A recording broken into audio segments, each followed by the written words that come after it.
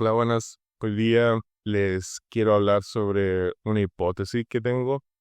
Tal vez sea esto como los trazos preliminares de la teoría.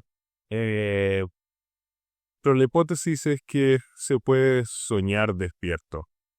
Y esta frase es una frase que se ocupa en muchos contextos.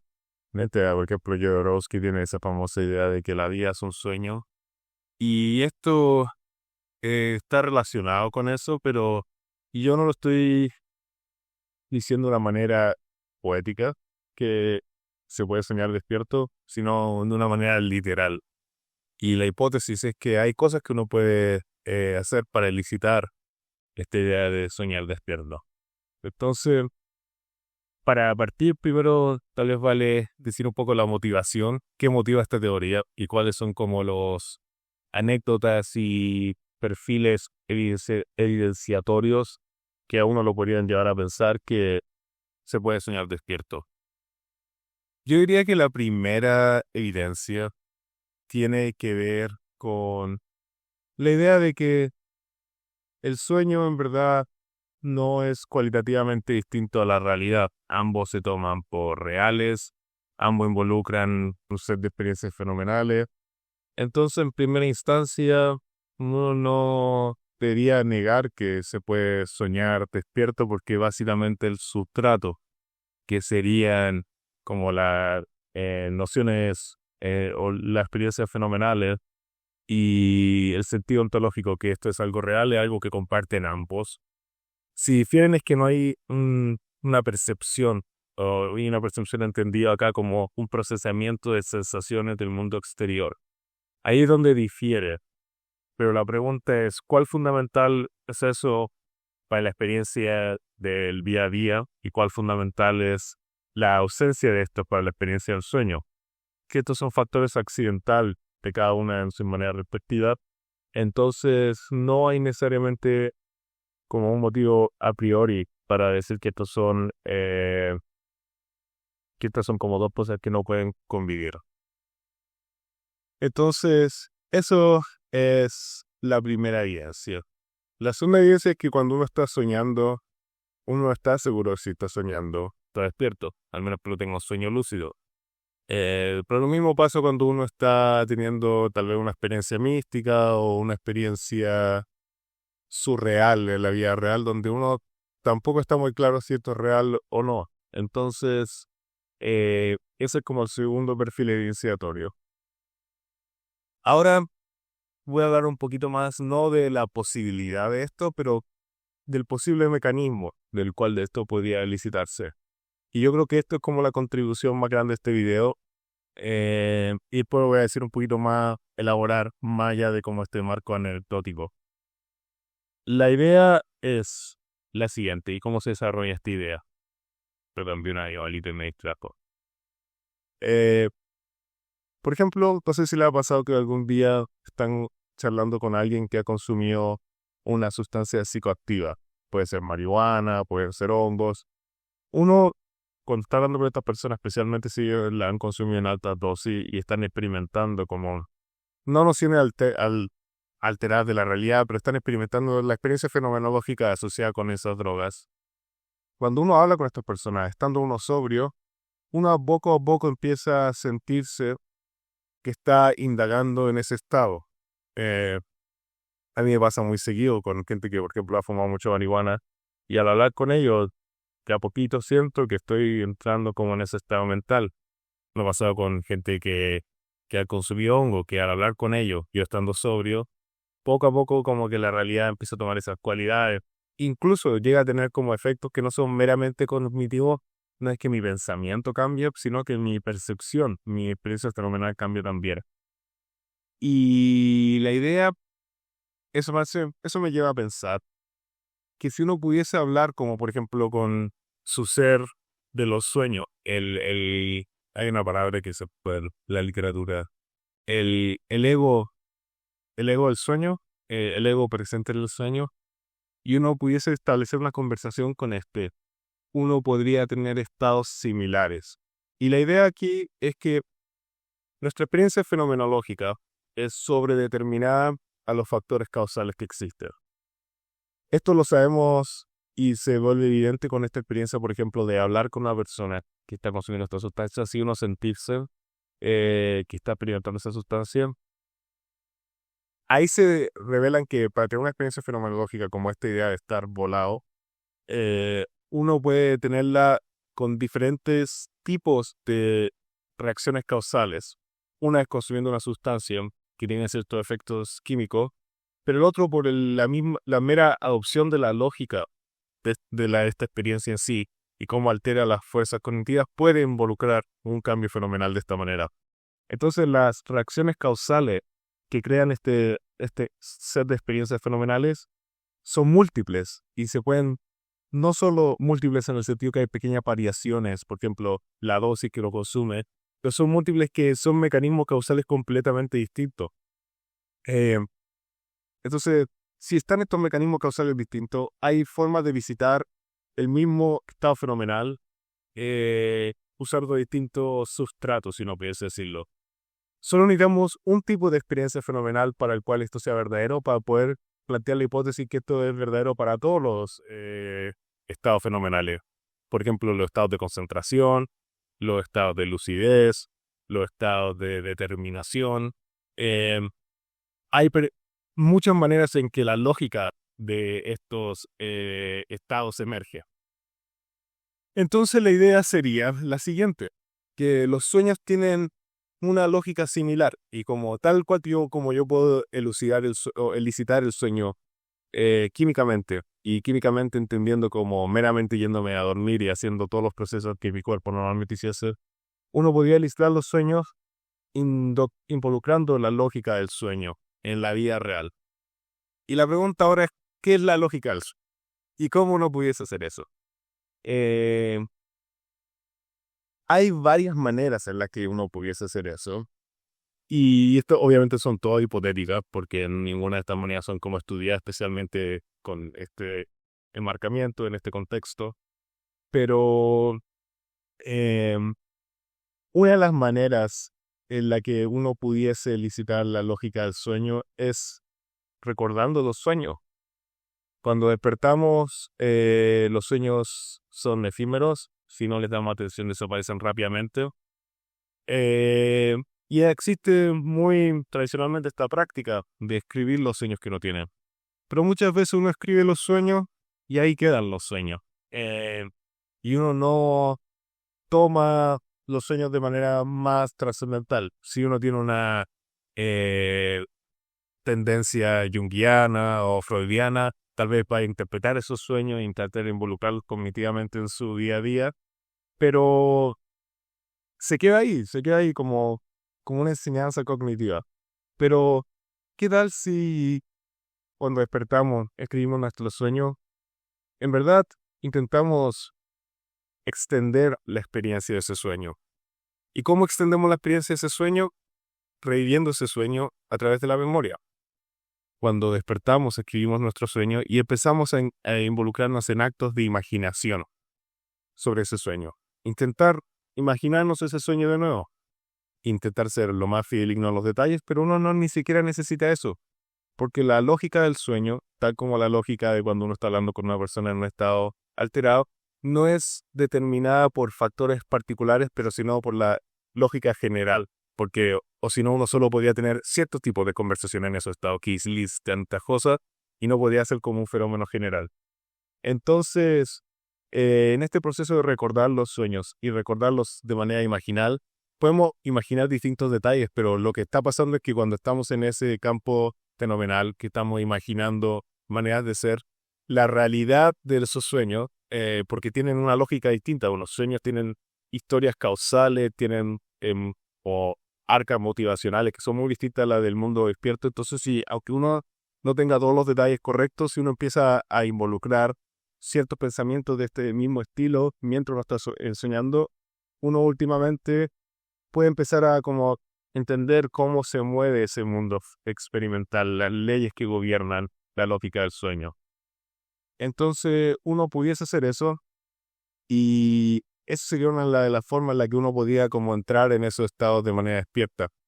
Y yo me siento y empiezo a recordar mis sueños, empiezo a recordar esa lógica y cuando despierto puedo intentar como deploy o utilizar esa lógica en el mundo despierto. Esta es una manera en la que uno puede hacer eso. Otra manera es lo que se conoce como la idea de la imaginación activa.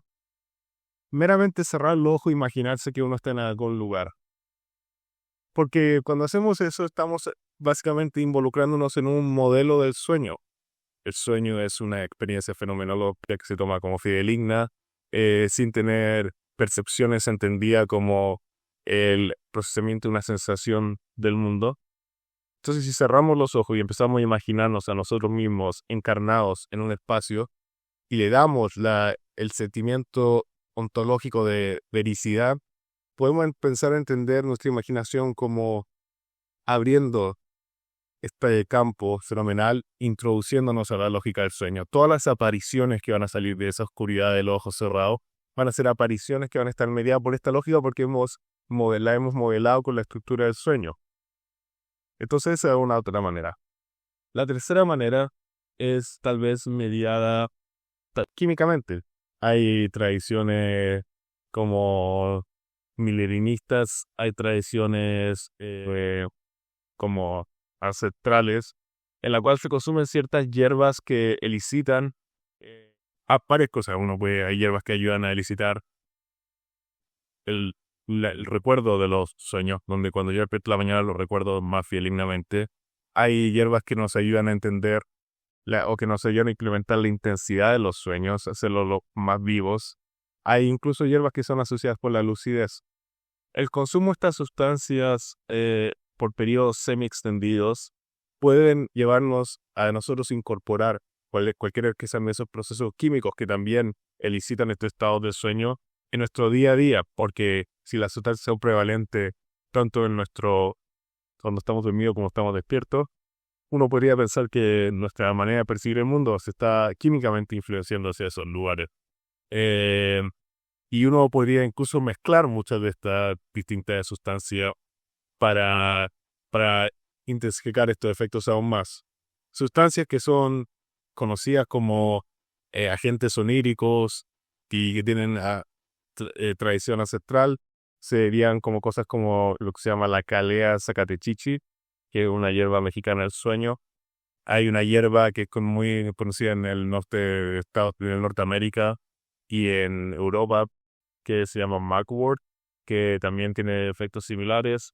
Tenemos hierbas que hacen como estados hipnagógicos, como la damiana, como la flor de la pasión. Y uno podría experimentar con estas eh, sustancias químicas para ver si nos ayudan a elicitar los sueños estando despiertos. Y esas son las tres maneras en las que uno piensa. Y ahora viene la pregunta de por qué uno pudiese querer soñar despierto. Porque ahí eso también es una cosa que uno debería considerar. Porque ¿para qué estamos haciendo este problema? Bueno, si la teoría psicoanalítica es correcta, los sueños son una manera en que nuestro ego puede tener una experiencia cognitiva del inconsciente. Y el inconsciente, de nuevo, si la teoría psicoanalítica está correcta, determina mucho de nuestro actuar en el mundo.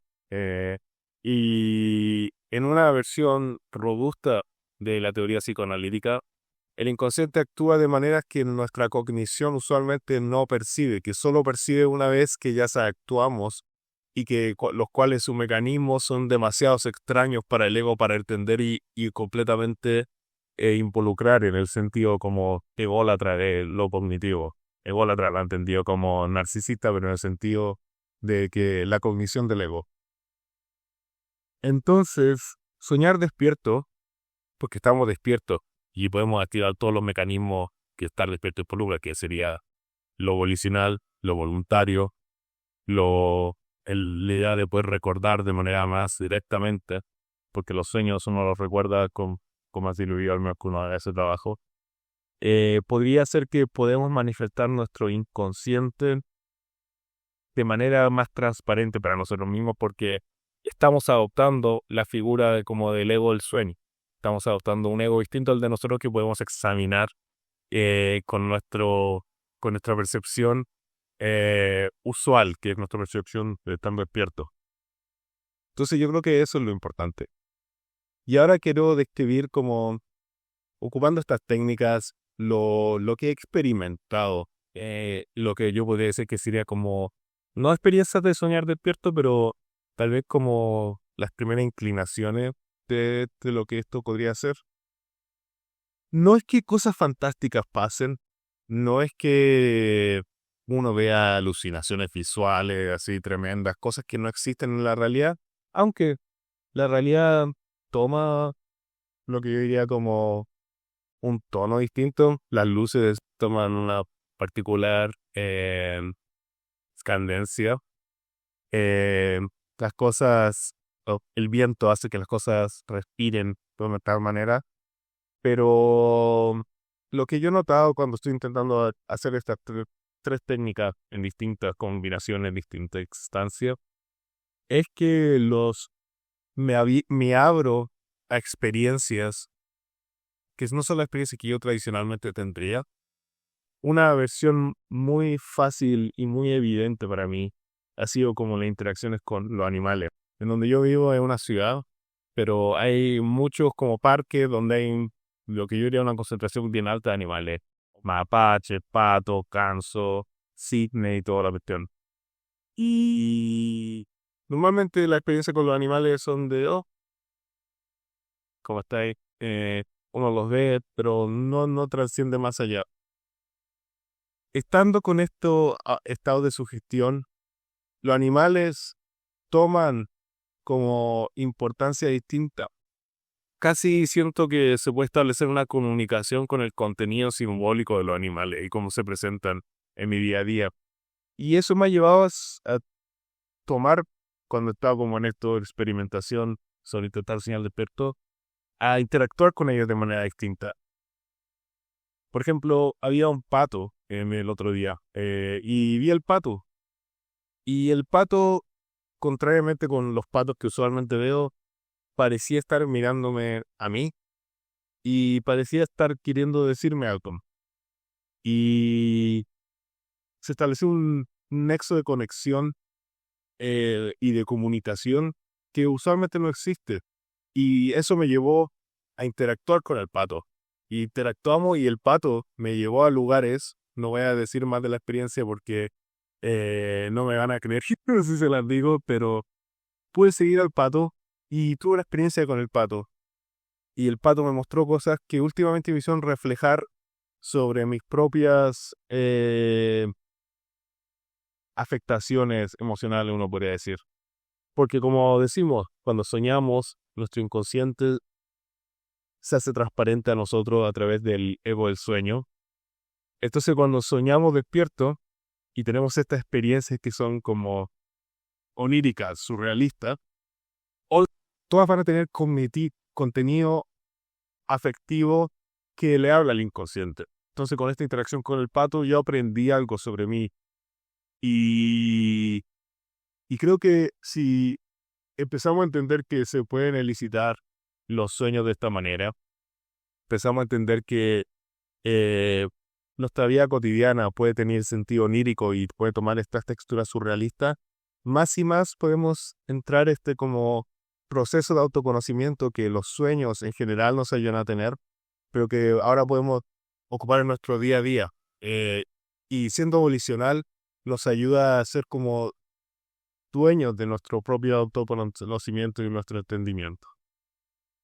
Y ese es el video de hoy. Sé que sonó un poquito raro. Van a tachar de loco por hablar con los patitos, pero los patos son seres como nosotros y